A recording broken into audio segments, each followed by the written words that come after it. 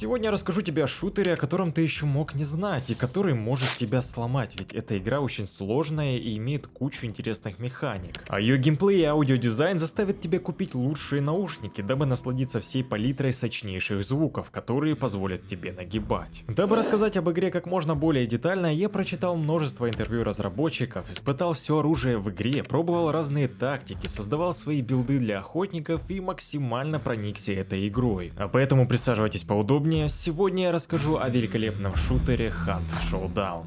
Не забудь поставить лайк, подписаться на канал. Hunt — это буквально hidden гейм, который я все это время упускал из виду, ведь игра почему-то казалась невзрачной. Как же я ошибался. Как вы уже знаете из обалденного видоса про RDR 2, я крайне люблю сеттинг Дикого Запада. Но помимо этого мне еще нравится всякого рода фантастическая дичь по типу Лавкрафта. А Hunt — это просто невероятная квинтэссенция всего этого. Hunt — это поистине уникальный шутер, который даже и сравнить не с чем. Соревновательная PvP охота за головами от первого лица с элементами PvE, как называют это сами разработчики. Но вдобавок к этому мы можем добавить и приставку Extraction, ведь в конце катки тебе нужно выйти живым с карты на определенной точке. Я, пожалуй, с лучших годов Rainbow Six Siege не видел лично для себя шутера, который бы вызвал такой дух соревнования с другими игроками. В этой игре мне прям захотелось вновь меряться своим скиллом с другими охотниками. Почувствовал себя вновь молодым и живым. Ни в одной игре за последние годы, наверное, кроме Apex, я не получал такого удовольствия от победы над врагом. Ведь несмотря на то, что ТТК в Ханте отлично сбалансирован и его нельзя назвать слишком быстрым или слишком долгим, он занимает идеальную середину между реализмом и аркадой. Один-два выстрела с основного оружия и твой оппонент валяется в грязи. Вы можете поспорить, сказав, что один-два выстрела это ж быстро, и будете абсолютно правы, но не в этом случае. В силу того, что здесь у игроков нет скорострельного оружия как такового в силу сеттинга,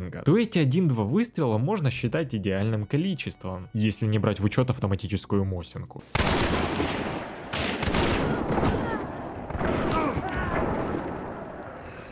Оружие после каждого выстрела требует времени, чтобы передернуть рычаг на винчестере или курок на револьвере, а полная перезарядка порой занимает секунд 10. А поэтому битвы с одной пати хантеров могут длиться буквально по 10-15 минут. Ведь простора для тактики здесь невероятно много. Естественно, ты можешь бездумно пойти запушить противника и сыграть на неожиданности, быстро победить или проиграть за 1 минуту, ведь если против тебя выступит опытный работяга, то вряд ли ты сможешь сблизиться с ним. Либо же ты можешь сыграть умно, за счет чего сделать файт напряженным, интересным и незабываемым. После которого ты смахнешь пот со своего и с довольным лицом после победы над противником пойдешь выносить ценности с карты. Но не забывай, что на карте 12 человек. Если вы играете в пати из 3 человек, то помимо вас тут будет еще 3 команды. А соответственно вы можете ввязаться не в один файт за катку. Посмотрев на карту, ты можешь возразить и сказать, а почему если карта довольно большая, то на ней всего лишь 12 человек. А все дело в механиках Ханта. В этой игре у каждого охотника есть ведьмачье чутье, то есть темное зрение, что довольно уникально для подобных шутеров. Возможно, что-то подобное было в, к сожалению, давно умершей Evolve. Но давайте по порядку, чтобы было более понятно. Вы высаживаетесь на карту не просто для того, чтобы поместиться друг с другом и поубивать местных мобов, хотя в принципе по итогу в этом и вся суть. На карте спавнится один из 4 боссов, убив которого ты получаешь баунти, которое нужно вынести с карты и получить за это опыт и деньги. А для того, чтобы найти босса, тебе нужно собирать подсказки через темное зрение. Собирая каждую подсказку, область поиска на карте сужается, а поэтому по мере сбора данных весь контент и мясо рубилова перемещается в отдельный кусочек карты. А поэтому 12 человек здесь более чем достаточно, хоть и не всегда. Ведь бывает так, что ты можешь ввязаться в быстрый файт с одной командой, победить, и остальные 10 минут у тебя будет просто PvE контент, со сбором награды с босса и последующим спокойным выходом с катки, что иногда довольно скучно. Найдя на локации босса, ты его убиваешь, а потом начинаешь ритуал изгнания, который длится пару минут. В этот момент все, кто искал подсказки, могут уже забить на это. Ведь местонахождение босса, которого изгоняют, будет видно у всех игроков. Во время изгнания обычно происходит самое рубилово. Здесь уже зачастую начинается настоящий Tower Defense. Поскольку босс находится в здании, то тебе предстоит оборонять либо какой-то дом, либо целый завод. Для обороны вокруг будут раскиданы капканы, а также ты на этапе подготовки к вылазке можешь можешь снарядиться различного рода ловушками, гранатами и особыми типами патронов для твоего оружия. Лук со взрывными имба. Допустим, ваша команда изгнала демона, с него выпадают 2 баунти, подобрав которые у вас открывается 3-й глаз, то есть улучшенный дарксайд или же легальный волхак на 5 секунд. С помощью него можно увидеть ближайших врагов, которые будут вас штурмовать. Ну и это сбалансировано шикарно, поскольку это всего на 5 секунд. Можно еще восстанавливать 1 секунду, лутая павших охотников. Все остальные игроки на карте будут видеть твое примерное местонахождение через тот же дарксайд или карту, что опять-таки уравнивает ваши силы. Vigil Games, известная по серии Darksiders, была закрыта THQ в 2013 из-за банкротства издательства. Основатель Crytek Дживат Йерли выразил заинтересованность в приобретении студии из Остина, основываясь только на их работе над Darksiders. И еще потому, что Crytek уже планировала открыть в городе американский филиал. Однако ему показалось, что их продукция не совсем соответствует бизнес-стратегии компании. Однако сразу после закрытия студии Йерли привлек главу Vigil Дэвида Адамса к руководству новой студии Crytek USA, ссылаясь на лидерские качества Адамса. В свою очередь, Crytek USA наняла многих бывших сотрудников из Vigil. Изначально было заявлено, что новая студия сосредоточится на разработке новых проектов, а не на возвращении прав на свои прежние объекты. Студия попыталась вернуть права на Darksiders, но вместо этого их приобрела Nordic Games. Hunt Horrors of the Gilded Age была анонсирована в июне 2014 года как первая игра Crytek USA. Hunt задумывалась как кооперативный шутер. Адамс вспоминал, что его часто спрашивали о возможности добавления кооператива в будущую часть Darksiders. Одной из первых вещей, которую мы сказали, когда пришли сюда, было то, что мы обязательно сделаем кооперативную игру для 4 игроков. Это даже не обсуждалось. Тут 5 человек.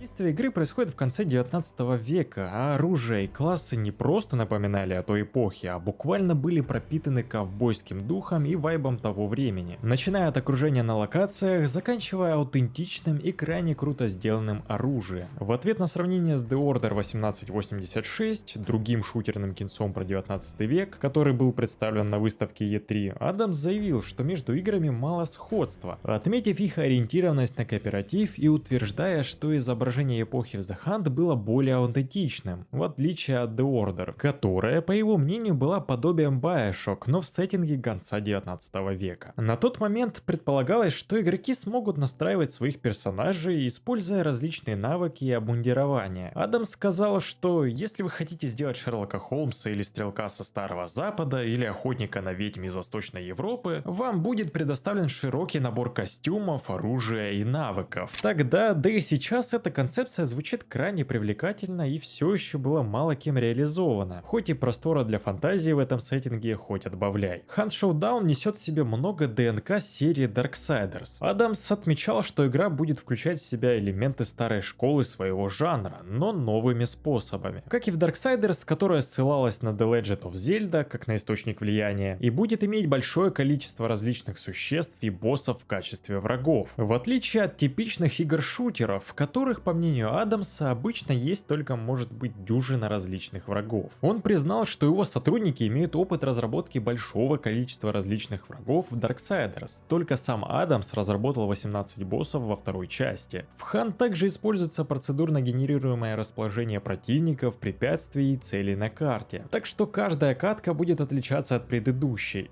Hunt создана на базе крайне красивого движка CryEngine, который мы знаем по Crysis. Адамс заметил, что переход от своего движка, разработанного для Darksiders, CryEngine, заставил первый выглядеть неполноценным. Но у Crytek было не все так гладко на тот момент. С 2014 года компания стала испытывать проблемы с финансированием студий. В июне 2014 Crytek не смогла выплатить зарплату и премии работникам Crytek UK и Crytek USA. В июле того же года Crytek продала права на ранее приобретенную франшизу Homefront Koch Media вместе со студией Crytek UK, занимавшейся разработкой игры Homefront The Revolution. Crytek USA была преобразована в группу поддержки движка, а находившаяся в разработке Hunt Horrors of the Gilded Age была передана внутренней команде Crytek. Когда разработка Hunt переехала во Франкфурт, мы посмотрели, на каком этапе находится игра и в чем наши сильные стороны как команды, и решили играть на этих сильных сторонах, превратив ее в мрачный, кровавый, напряженный FPS, которым она является и сейчас. В одном из интервью разработчики из Crytek говорили, что отчасти на направление и конечный вид продукта повлиял и тот факт, что они хотят хотели сделать игру, в которую хотели бы поиграть сами. Нечто, сочетающее в себе напряженность сессионных шутеров и острое ощущение от survival игр. Но все это на большой локации, где ты можешь делать все, что захочешь. Когда игра только-только вышла в 2018-м, какого-то дикого ажиотажа она не заимела. Онлайн колебался в среднем в районе 2000 активных игроков. Как и все подобные произведения, вышедшие в ранний доступ, она имела уйму проблем. Были проблемы с серверной составляющей, вылеты, ошибки, невозможность поиграть со своим другом. Hunt был довольно пустым и имел кучу багов, а все желания разработчиков сделать PvP-PvE игру не обвенчались успехом. Hunt был исключительно PvP направленной игрой. То есть да, зомби на карте были контракты на боссов, но никто их не убивал. Потому что, получив награду за изгнание, ты не получал ВХ на 5 секунд, как сейчас. А вот тебя же видели все игроки. А поэтому у тебя не было никакого преимущества за то, что ты первым залутал награду с изгнанного босса. Все собирались вокруг места обитания Фрика, занимали позиции, прятались и выжидали в кустах и файтились до того момента, пока на карте не оставалась одна команда выживших.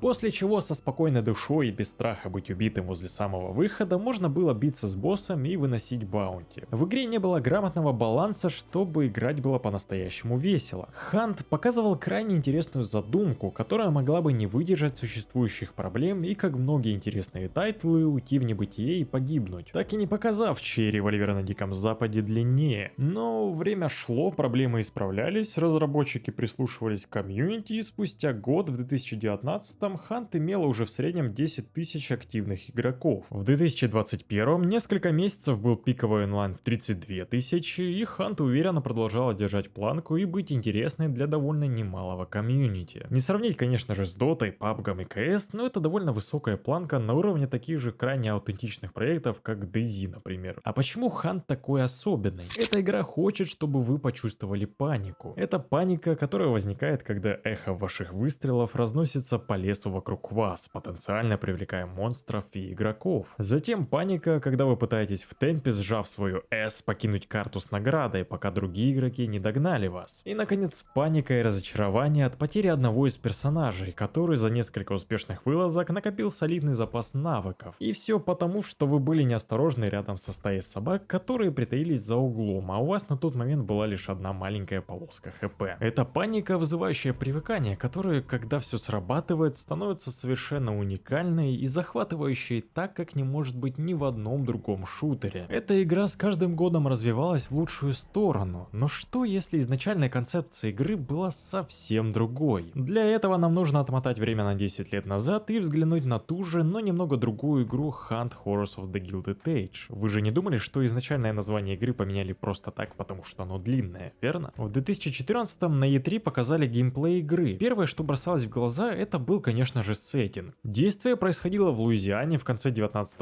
века, которую заполнили толпы самых разнообразных тварей, демонов, ведьм и так далее. А 4 главных героя должны были бороться с этими фриками за награду. Вроде как почти то же самое, что мы имеем сейчас, но нет, геймплей был абсолютно другой. Игра имела вид от третьего лица, и самое главное, это был чистокровный кооперативный шутер на 4. Основной целью было добраться до босса локации и благополучно его пристрелить. Но к нему нужно было еще дойти, ведь по пути на вас набрасывались толпы мобов, как и самых простых, так и более жирных. Месить врагов нужно было обязательно сообща, ведь в то время не было автоматов. А с арсеналом револьверов и самозарядных винтовок ты бы вряд ли смог нормально повоевать против орд противников соло. Но тут был огнемет. Отличительной особенностью игры должна была быть процедурная генерация заданий, благодаря чему уровни и враги не повторялись бы. Разработчики также обещали кучу боссов, чтобы вам не было скучно. В общем, по нашим современным меркам это был бы очередной проходняк. Но на то время реально годных коопов вроде не особо было много, помимо Left 4 Dead и какого-нибудь Resident Evil 5. А поэтому эта игра имела место быть. Но атмосферка тут была так себе, вроде как и сеттинг тащит, все такое мрачное, вокруг болота, мрак, но все портил звук. Да, в Hunt Showdown звук просто невообразимо крутой, но в Hunt Horrors of the Gilded Age на тот момент все было иначе. Звуки выстрелов пластмассовые, окружение особо не давало тебе каких-то звуковых ориентиров, откуда могут сейчас полезть враги, так еще и такая себе музычка на заднем плане не добавляла плюсик саунд-дизайну. Но все-таки интерес к игре присутствовал, а поэтому какая-то часть игроков ждала проект, но выйти ему было не судьба. Как я уже говорил выше, в то время у Crytek начались большие проблемы с финансами, в результате результате чего им пришлось закрыть несколько своих филиалов, в том числе и американский, который как раз таки отвечал за разработку Hunt Horrors of the Gilded Age. Но дальше вы уже знаете, после закрытия Crytek USA разработка игры перешла в руки основного филиала Crytek в Германии, где игру переделали в тот Hunt, который мы сейчас имеем. К слову, Crytek USA превратилась в Gunfire Games, которая через пару лет создала Remnant from the Ashes, где смогла использовать большую часть наработок с изначальной идеей Hunt. Я играл в Remnant 2, и это действительно довольно неплохой Souls-like шутер, как для соло игрока, так и для пати. Небольшой видос по нему также есть на канале. Но я рад, что мы имеем такой Hunt, который вышел в итоге, ведь Remnant хоть и хорошая игра с неплохой фанбазой, но ее вид и геймплей явно не сильно уникален. Чего я не могу сказать про Hunt Showdown. Зайдя в него, я не мог поверить, что эта игра сможет меня так сильно удивить. Ведь изначально я просто хотел посмотреть, что это вообще за проект и стоит ли пробовать в него вкатываться. Я не могу оторваться. Прежде чем выражать все свои эмоции и ощущения от игры целиком, я расскажу про геймплей. Он тут оточен очень хорошо, но конечно есть и свои моменты. Если говорить о стандартном и знакомом режиме игры Bounty Hunt, то тебя выкидывает на небольшую, но не маленькую карту. Главной твоей задачей становится найти босса или боссов локации, убить их, изгнать, забрать награду и выйти с карты живым, дабы получить опыт на твоего охотника и аккаунт и подзаработать местной валюты. На карте помимо тебя есть еще 12 работяг, которые могут быть как в пати до 3 человек, так и в соло. Для того, чтобы не ходить по всем локациям в поисках босса, охотнику доступно так называемое темное зрение. Не зря что тут сеттинг черной магии намешали, верно? С этим зрением тебе нужно найти 3 подсказки, каждая из которых будет сужать область поиска на карте. Тебе даже может повезти, и ты сможешь найти босса с первой подсказки, если он будет на этой же локации, что и она. В начале катки игра не является PvP-шутером. Первые минут 10 ты ищешь подсказки, убиваешь недоедливых мобов, которые так и норовят укусить тебя за жопу, наслать на тебя мух, либо отрезать тесаком твой дик.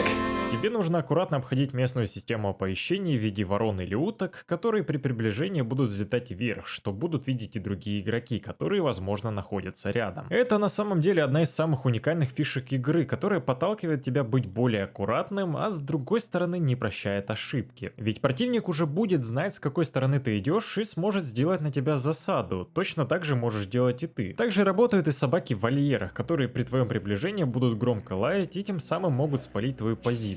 Но их всегда можно сжечь заживо, не поднимая шум. В общем, первые минуты катки, геймплей человый, можно сказать, однообразный. В это время можно спокойно пообщаться с корешами на отвлеченные темы и поубивать мобов. Ведь удары и выстрелы по монстрам очень сочно сделаны, и импакт от ударов ощущается очень хорошо. У зомби проработаны даже конечности. Условно, если ты будешь бить ножом в одну часть тела, ногу или руку, то она будет постепенно дамажиться, и это будет видно как визуально, она может просто оторваться, так и будет влиять на подвижность того же NPC. Нужно отдать должное, мобы здесь разнообразные и по-своему бесячие. Есть жирные джаггернауты, они слепые, а их глазами выступают ядовитые пиявки, которые ползают под ними и при контакте с которыми они тебя отравят, а папашка побежит на тебя, сломя голову. Есть эдакие черепахи, это зомби, которые облеплены каким-то панцирем, для их убийства нужно целых 3 удара с ножа. Есть такие же, но в колючей проволоке, их лучше огнестрелом, луком или копьем убивать, потому что на ближней дистанции колючка будет дамажить тебя и накидывать кровотечение. Есть быстрые зомби с тесаками, факелами, которые от тебя вряд ли отстанут, если будешь убегать от них. А есть просто самые бесячие твари, это бабка в стильном красном платье, которая на тебя жуков накидывает. Когда ты от нее метрах в 10 пробегаешь, тут только ее преждевременное убийство поможет.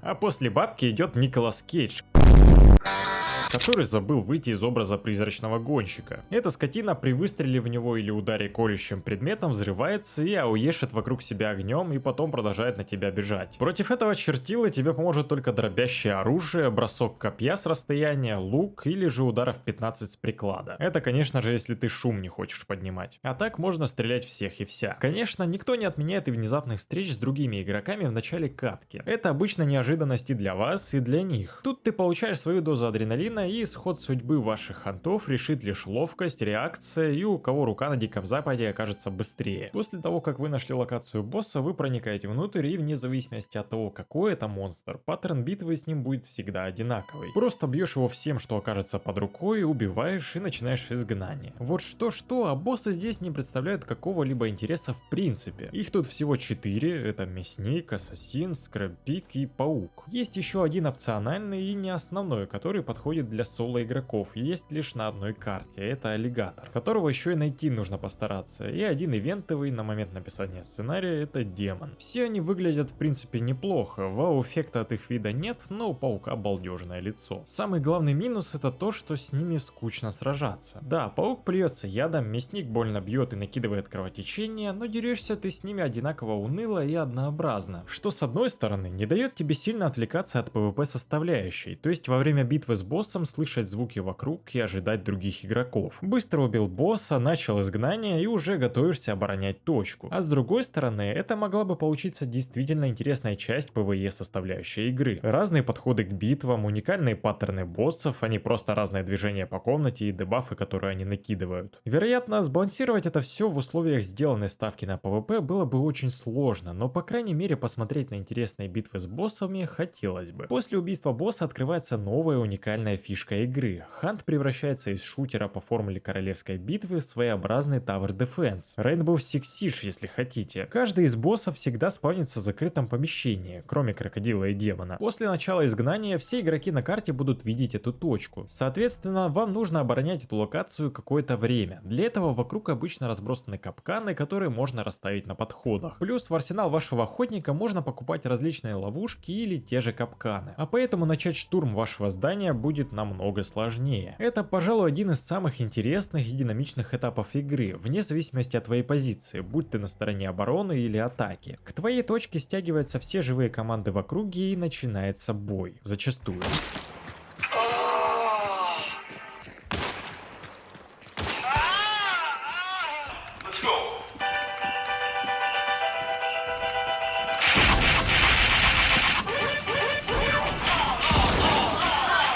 Вы отстреливаете их, не давая подойти ближе, они пытаются закидывать вас различными гранатами, динамитами или коктейлями Молотова. Тут простора для тактических действий просто куча, а поэтому играть безумно интересно, и когда ты переигрываешь другую команду не только за счет скилла в стрельбе, а и за счет тактики, обойдя их в спину или заведя на выгодную для тебя позицию. От этого кайф ты получаешь просто безумный. Но точно такое же удовольствие ты получаешь и со стороны атаки. Если ты успел подойти к точке изгнания до его окончания, то можно выбрать тактику неожиданности. Понять, с какой точки можно ворваться в комнату, и если ваши оппоненты еще не успели заставить все ловушками и подготовиться, то при грамотном заходе вы выйдете победителем. Если же изгнание закончилось, то тут уже с большей долей вероятности можно выбирать игру на истощение. Скорее всего, охотники, подобравшие баунти, обставили все подходы ловушками и заняли удобные позиции. Плюс ко всему у них есть 5 секунд волхака, а поэтому тебе для начала нужно развести их на то, чтобы они как можно больше секунд использовали и у них было меньше преимуществ и понимания, с какой стороны или в какую дверь ты собираешься заходить. Тактика в этой игре решает все. Решает она больше скилла, ведь ты можешь уметь стрелять, но идя на пролом в надежде на твою руку, которая вряд ли дрогнет, рассчитывать не стоит. Точнее стоит, но не всегда. Ведь грамотно расставленные ловушки и притаившийся противник за углом вряд ли даст тебе право на ошибку. С местным time to kill уж и подавно. Для убийства нужно одно попадание в голову с любого оружия, либо же 2-3 с какой-нибудь винтовки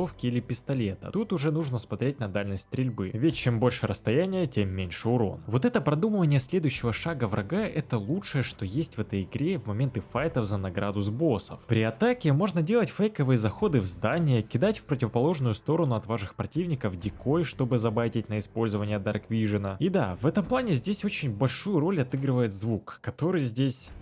А впрочем, к нему чуть позже. Но что еще более важное в этой игре, нежели тактика, то это командная игра. Ну, если вы играете не в соло, конечно же. Если вы со своими корешами, то это просто великолепно. Если с рандомами, то тут уже вряд ли что-то выйдет целостное, лучше уж в соло тогда. Игра с друзьями повышает ваши шансы на победу, что логично. Но еще и дает намного более обширный спектр возможностей. При штурме здания можно разбежаться на 3 разные угла и начать шуметь, делая вид, что вы заходите, а потом резко убежать оттуда и ворваться всем вместе в одну точку. Один может стоять на улице и закидывать компаунд чем-то взрывным, сея панику, стрелять для отвлечения внимания, пока другие будут искать уязвимые места для прорыва внутрь. В этом плане игра дает просто невероятный и крайне новый опыт лично для меня. Это отчасти можно сравнить с Rainbow Six Siege, в котором я провел довольно много часов в свое золотое время. И там была похожая свобода тактических действий, но не было такого масштаба и отсутствия рамок времени, как в Hunt. То есть да, тут время ограничено, но его более чем достаточно, чтобы сражаться с врагом на истощение. Конечно же, можно выбрать путь крысы, например, пойти на ближайший выход, замировать его ловушками и капканами и сидеть в кустах, поджидая добычу с наградой у выхода. Но это контрится опять-таки легальным волхаком, а поэтому при подходе к выходу вас скорее всего обнаружат. А самое главное, даже если тебя смогли переиграть, все равно итог катки будет приятным, но не всегда, конечно, иногда у тебя может просто жопа сгореть, иногда тебя могут убить первыми за рассинхрона сервером, но это уже другая история. А как? Она меня с катаной убила! Что? При смерти ты теряешь своего охотника вместе со всем лутом, который успел насобирать во время катки. Но ты не ощущаешь какого-то гнева в этот момент. Нет ощущения того, что ты просрал какой-то ценный ствол, ведь его всегда можно снова купить. Вспоминая эмоции, когда я пробовал Тарков, то это абсолютно несравнимые вещи. Если Тарков приносил тебе кучу негатива при почти каждом неудачном выходе в рейд, ну и в принципе объективно Тарков кал, то в Ханте такого нет. Да, ты теряешь персонажа, у которого вкачал кучу полезных трейтов, да, потерял снаряжение, но охотника и снаряжение можно снова купить, а все трейты вернуть за несколько удачных каток. Оружия в этой игре, как для сеттинга, очень много. Есть дробовики, винтовки, пистолеты, полуавтоматические, револьверы, лук, арбалет, бомб-лансер, есть бита и катана. Как для конца 19 века оружия предостаточно, оно имеет разные вариации, некоторые из них крайне любопытные, как например та же автоматическая Мосинка, это единственный автомат в игре, с которым и крайне сложно управляться. Но под ваш стиль геймплея определенно можно найти любимое оружие. Если хочешь врываться с дробовиком, то бери имбовый терминус с перком Леверинг, который позволяет очень быстро стрелять от бедра, если ты используешь ствол с рычажной системой. Точно так же можно брать и винчестер и стрелять от бедра практически как с автомата. Револьверы здесь также очень полезны, некоторые из них можно использовать на расстоянии вместо винтовки, некоторые быстро стреляют и имеют вариацию с глушителем, тем самым можно бесшумно и мобов убивать. Есть пистолеты с прикладами для большей стабильности стрельбы, или же есть обрез основных стволов. Но для того, чтобы такое оружие носить, нужно иметь и соответствующий перк Квартирмейстер, для того, чтобы ты мог носить одно основное оружие и укороченную версию чего-либо или пистолет с прикладом. Можно носить винтовку с прицелом на среднюю или дальнюю дистанцию, можно взять в руки два револьвера и стрелять как настоящий ковбой от бедра, есть вариации револьвера с прицелами, или же лезвиями или кастетами на рукояти, чем довольно удобно пользоваться в ближнем бою. Можно взять арбалет и быть как Дэрил Диксон, есть его даже карманная версия и версия с прицелом. Есть крайне интересный лук, с которым реально можно играть и нагибать. Так еще на него можно брать разные стрелы, взрывные, например, которыми можно устраивать буквально артобстрел какого-нибудь леса. Разнообразия в оружии для этого сеттинга просто безумно много, и что самое главное, практически с любым стволом можно играть и нагибать. Плюс ко всему здесь есть разные типы патронов для всех видов оружия. Есть взрывные пули, отравляющие, с увеличенной скоростью полета, и есть те, которые накидывают кровотечение. Для дробовиков есть слаги, флешеты и зажигательные, а у арбалета и лука взрывные, отравляющие и с колючей проволокой. Даже с оружием ближнего боя можно очень эффективно играть, например, имбовой является катана, с определенными перками ты будешь буквально как настоящий ниндзя. Есть еще крайне необычная штука под названием Bomb Lance, это такое копье, которое еще может стрелять взрывными болтами и при этом является оружием ближнего боя, крайне фановая штука. Из дополнительного снаряжения у тебя имеются аптечки, гранаты с едким газом, которые заставляют кашлять других игроков в округе, но чаще всего этой штукой тушат трупы тиммейтов, которых подожгли. Есть различные ножи, кастеты, копья, метательные ножи и топоры. Есть динамитные шашки, как маленькие, большие, липкие, которые не тухнут в воде. Есть коктейли Молотова, гранаты, как обычные, так и флешки с отравляющим газом, капканы и концертины. Это штуки, которые при броске заполняют область колючей проволокой. Всего взрывного, метательного и стреляющего здесь полным-полно. Что касается перков, то их тут очень много и большая часть из них играбельна. А очки для перков ты получаешь во время удачных вылазок. Самой базой является перк Доктор, который при использовании аптечек восстанавливает большее количество хп. Resilience, с помощью него при воскрешении ты стоишь с полным здоровьем. Для соло и пати игры очень полезным является Некромансер. С помощью него можно поднять один раз за игру союзника на расстоянии. Либо же если ты играешь в соло, поднять себя один раз самостоятельно, тем самым дав себе 2 жизни на игру. В общем, как вы поняли, перки здесь интересные и крайне полезные. полезные. А сама механика возрождения также очень любопытная, ведь с каждой смертью во время катки у тебя отнимается одна полоска хп. Эти полоски хп можно настраивать перед вылазкой, например, взять 2 больших палки и 2 маленьких. Таким образом, если ты словишь шальную пулю и тебя поднимут, то у тебя сгорит лишь первая маленькая полоска хп, а не большая. Механика очень интересная, и с ней можно играться по-своему. Также, если ты кого-то убил, то ты можешь поджечь его. Таким образом, через время, если чувак не поднимется, то у него сгорят все полоски хп, а его можно будет поднять лишь имея баунти. При этом при воскрешении у твоего тиммейта будет постепенно сгорать одна полоска хп. Но самое лучшее в этой игре это не геймдизайн, не графика, не геймплей, хоть как вы увидели, он тут очень и очень крутой и необычный.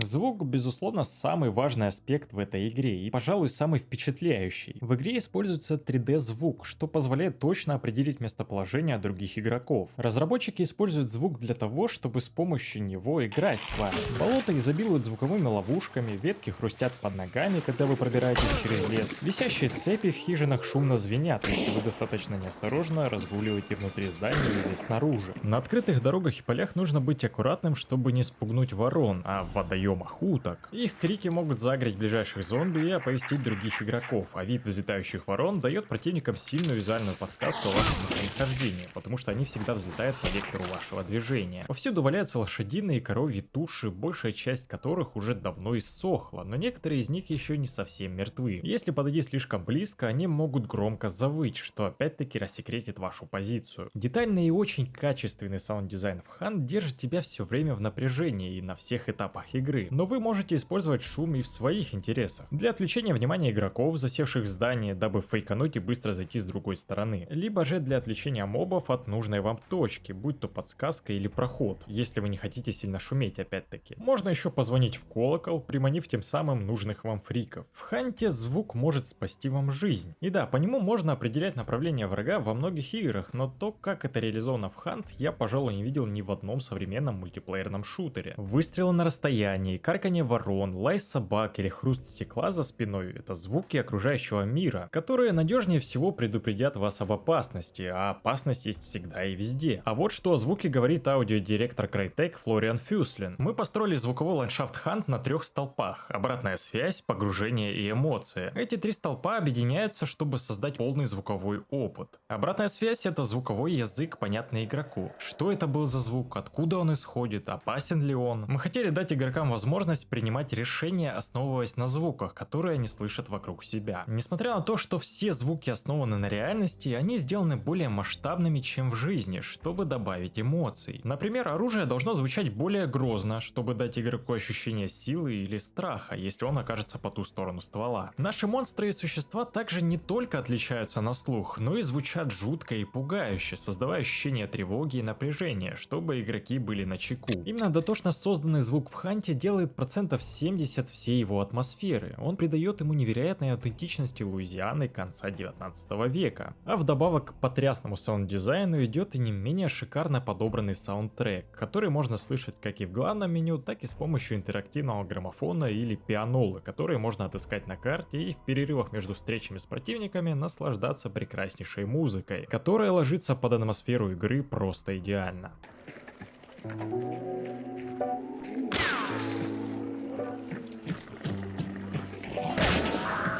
Блять. Или же опять-таки использовать музыку в качестве отвлекающего маневра, дабы приглушить звуки ваших шагов. Действительно, все звуки, которые вы слышите во время матча в Ханте, исходят из реального источника, и они реалистично затухают на расстоянии. Здесь нет никакой фальши. Если вы слышите, как взлетают вороны или взрывается бочка, вы знаете, что это сделал другой игрок. Мы также используем высокодинамичный микс, чтобы громкие вещи выделялись и давали игроку реалистичное ощущение того, насколько они громкие. Именно поэтому, не слыша ничего особенного, можно создать большее напряжение во время интенсивной перестрелки. Слишком тихо, чтобы быть правдой. Я обожаю все, что связано со звуком как в играх, так и в кино, а поэтому, ощутив в первый раз всю палитру звуков, которую выдает эта игра, я просто был в шоке. Первые несколько игр я ходил и не играл, а просто слушал и не понимал, как вообще такой звук возможен и почему я такого не слышал в других проектах. Звуки многогранные, реалистичные и самое главное для шутера, всегда понятно, где находится противник. Сам персонаж издает порядочное количество количество звуков в приседе, стоя, входя в темное зрение или меняя в руках оружие. Все это очень хорошо слышно и можно запросто определить и прочитать сквозь стену, что сейчас делает охотник.